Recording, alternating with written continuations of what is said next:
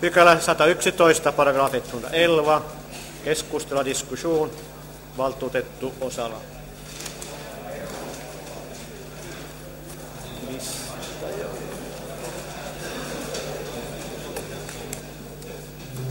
Arvoisa puheenjohtaja, hyvät valtuutetut, se korkalla oli, niin pikkuasiat antaa sen mennä, mutta tässä on tärkeämpi asia.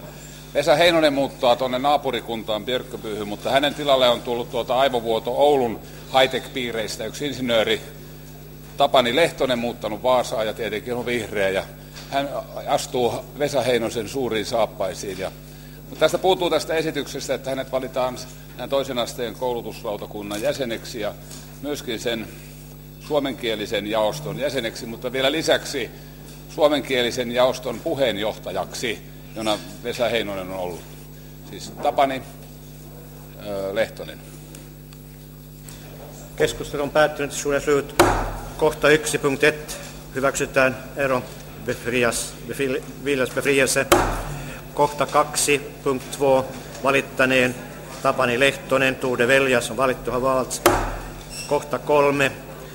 Tapani Lehtosta ehdotetaan, Tapani Lehtonen föreslås, valitaan Veljes ja hänet valitaan myös tämän jaoston puheenjohtajaksi vielä också till ordförande. On valittu valts. Ja asia on loppuun käsiteltäen slutbehandlad.